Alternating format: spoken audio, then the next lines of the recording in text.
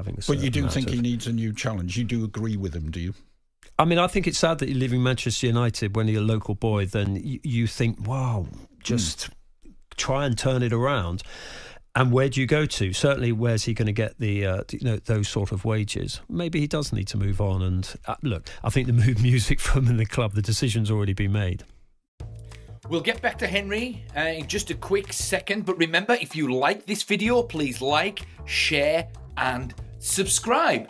And don't forget to click on the notification button so you get to find out when my next video's dropping and whatnot and all that good stuff. And then you can listen to me muse about all the various things regarding Manchester United. I will be giving my brutally honest opinion with regards to all of this circus. Anyway, before we get to the clip, I want you to think about what is the problem at Manchester United. Is it Marcus Rashford? Is it a cultural problem? Is it the manager? What is it? Do you think? I mean, I don't even know what to say anymore because it's just like a clown show. The circus is in town and it's in Manchester, unfortunately. Anyway, I want to know what you think. And don't forget, put it in the comments. Please, if you've got anything to say, whatever's on your mind, you know where to put it. Anyway, let's get back to Henry, and he's going to talk about why he insists Marcus Rashford is not the problem and that it's a cultural problem. Look, let's get some facts here in terms of what you said. Marcus Rashford actually spoke after being dropped for the Manchester derby. So he was already left out. Yes, but there may have been redemption for him, but unfortunately he went on to talk to you and that finished it off. That's sort of my point. So reading your paper, reading individuals like James Ducker in the Sunday Telegraph, I'm not blaming Paul you for Hurst it. I think it's a great the Times. No, it's nothing to do with that. But just sort of just reading all the sort of, the very well-connected Manchester United correspondents like James, like Paul, Chris Wheeler, all, in your paper as well, your brother, they are the mood music way before, in fact, the Manchester derby, way before he even spoke when going back to his old primary school to hand out 410 gifts. You kind of sort of overlooked. No, but you keep seeming to think that's got something to do with his form. It hasn't. They're two completely separate Okay, issues. so there are two elements here. So his form's not been good enough. I absolutely accept that. But the mood music coming out of Manchester United was clearly that Rashford, I mean, they were even putting prices on it in your paper that they were going to try and get 40 million. No, all papers. Right. About sort of 40 million quid for him to be sold. So then he, I sort of being a nosy journalist, I sort of asked him these questions. Remember, this had already been delayed a week because Manchester United had one of their many great foundation events, and so it got delayed a week. And so maybe if you've got an individual who senses that his employers aren't completely backing him, he's got every right to voice his concerns so the fans know his side of the story. Well, another man who's very well connected is Andy Mitten of United We Stand, who joined Kickoff last night with Jason Cundy and Rory Jennings to give his opinion on Rashford, and says Ruben Amorim isn't the first Man United boss to raise issue with the 27-year-old. Every previous manager has had issues with Marcus Rashford. I've spoken to them. I know them. They've told me in confidence going back years and years and years. Marcus Rashford is not celebrated by United fans as he was. His stock is clearly very, very low. But clearly he's nowhere near the levels that he would have hoped for. Lots of these changes don't look good either. And the direction of travel is towards big price rises.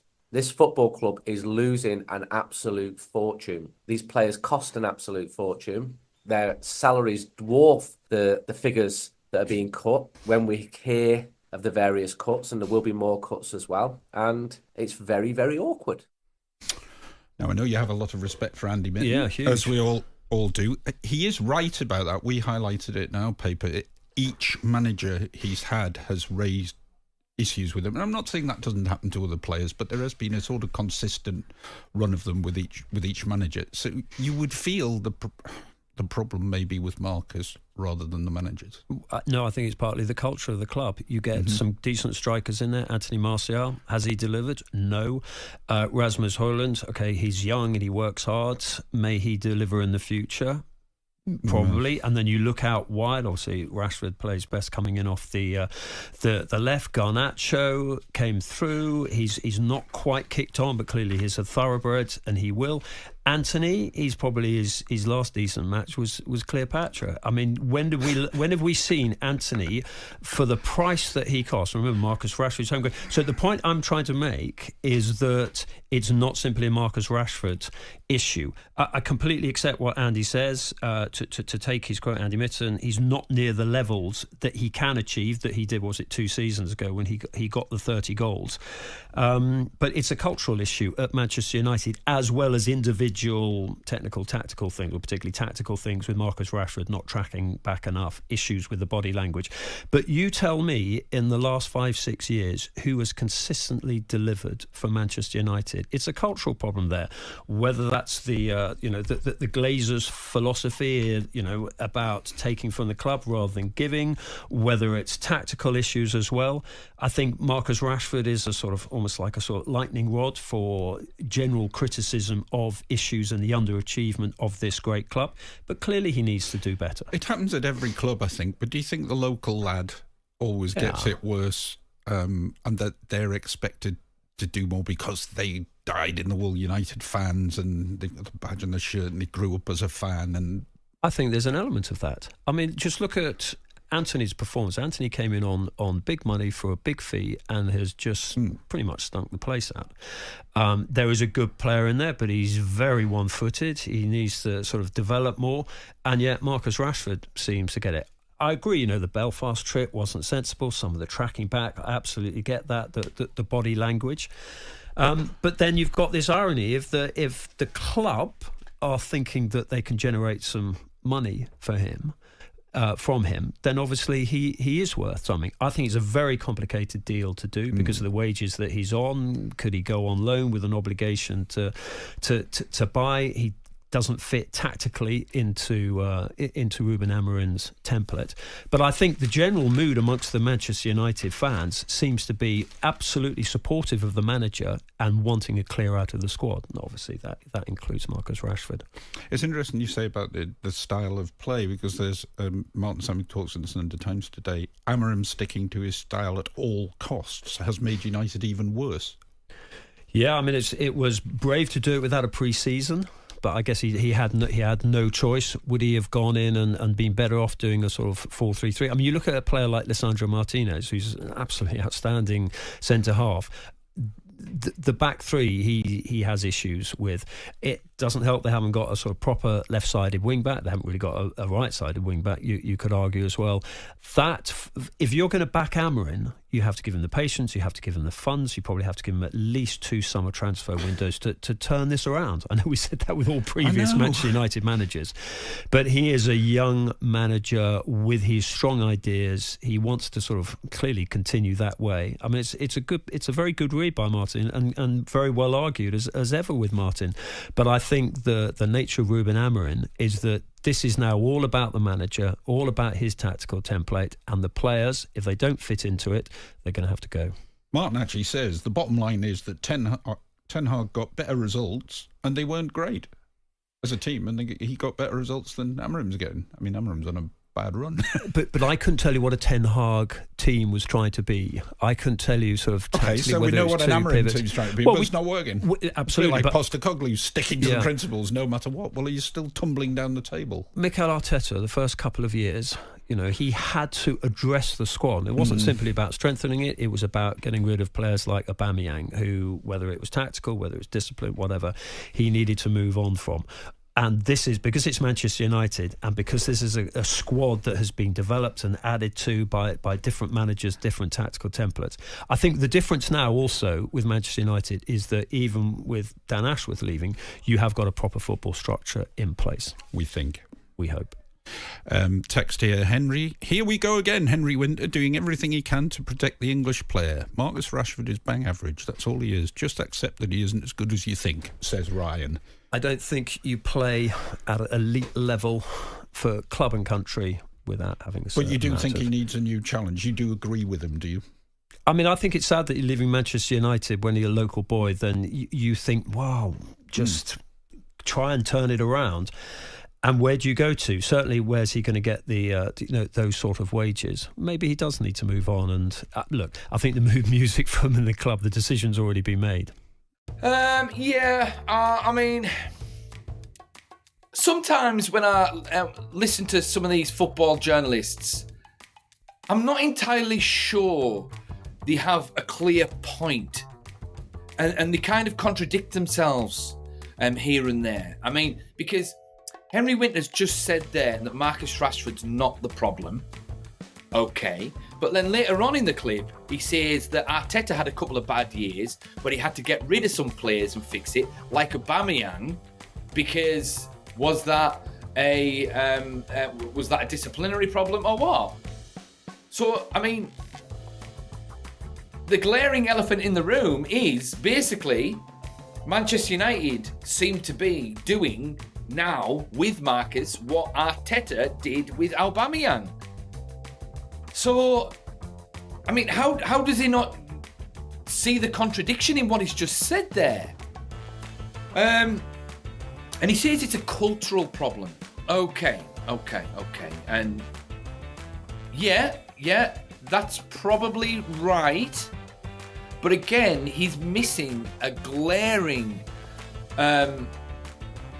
contradiction, because it's the players who are a big part, a massive part of setting the culture. I mean, you go back to, back in the day under Fergie, they used to, like Michael Carrick used to talk about, when he first signed for United, and the culture was set by Giggs, Neville, and Paul Scholes, Ferdinand, and they do that game where they're all stood in a circle. There's one guy in the middle, I can't remember the name of the game, and the person in the middle needs to get the ball off the rest of the team as they pass it to each other, and then if he gets it, whoever passed the ball goes in the middle, and then so on and so on and so on. And he said that was deadly. It was deadly, and things like, if you didn't prove yourself like straight away, the players would be, they'd be on your back. Like, I remember when a story that I don't know if it was Solskjaer that told, or Rio Ferdinand himself, when he first signed for Manchester United, he didn't really play that well in his first training session, and Ole Gunnar Solskjaer turned round and absolutely brutalised him verbally by saying, "How much did we pay for him?" That kind of thing. So the players are a massive part of setting the culture. And if Marcus Rashford is not leading by example, he's a player that's meant to be in his prime. As it's been said in this particular clip, he's a local lad, he's grown up at the club, he knows what the culture's meant to be. So why is he not setting it?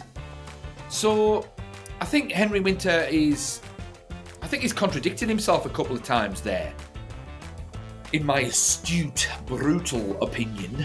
And I mean, again, this thing about the Glazers culture of taking from the club, blah, blah, blah, that's a load of bollocks. Fine, they are taking money out of the club. Well, it is their club. It is a business asset. They are going to make sure it's going to be generating money for them. That's just business. Absolutely. Some fans might like it, some fans might not. Fine. But the Glazers have invested about £1 billion into the playing staff, and they pay the best wages in the league. So this idea that the Glazers just take from the club it's a non-issue, because they reinvest money into the club as well. So now, I'm not saying the Glazers have been perfect, because the main issue has been the footballing project, which is also part of the culture, fair enough. And Ineos have come in to set a footballing culture, and it's going to take a little bit of time to set that kind of standard. But I kind of like the fact that Marcus Rashford is being zeroed in on a little bit, because he's a big name at the club, whether you think he's a good footballer or not. So if he's sold because he's not putting the effort in, then that's going to send a message to the rest of the squad. It's also going to send a message to the footballing world and to any players that might want to sign for Manchester United that when they come into Manchester United, if they don't perform, they are going to be out. And I really liked what I heard about Omar Barada. And he's got a very simple philosophy in that any players who are playing for Manchester United and any players who sign for Manchester United, they've got 1, maybe 2 years to perform. And if not, they are out. That's it. And that's a fantastic philosophy because they would be a depreciating asset if they were just turning up, taking 200 grand a week and not performing in any other job. If you are not performing, you get sacked. That's it. It's that simple. Or at the very least, you are encouraged to leave. I don't buy this notion that the squad needs a clear out. I don't buy this notion that the squad is not suited to Amorim's system. I think it's more suited to Amorim's system than it is to Erik ten Hag's system. And Henry Winter mentioned there that we don't have any right wing backs. Is he insane? We've got 2. We've got Dalot and Mazraoui, and Mazraoui's really good. It's left wing backs we don't have because they're on the injury list all the time. So we just need to invest there. I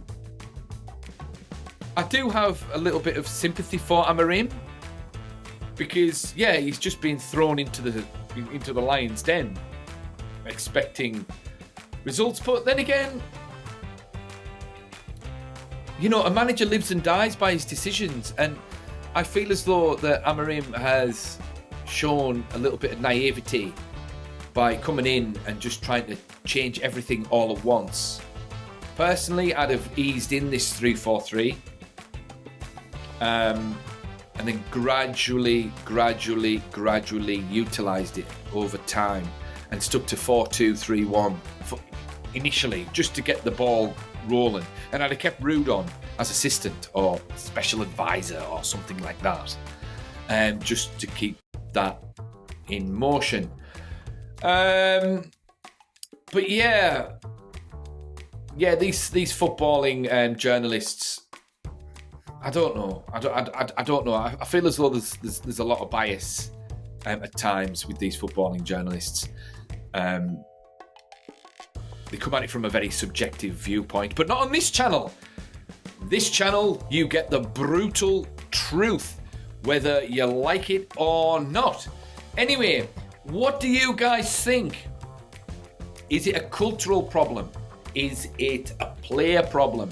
Is it a managerial problem? Do we need a clear out? Or do we just need to cherry pick a couple of players, slot them in, and just give them time to breathe? Just give them time to adjust?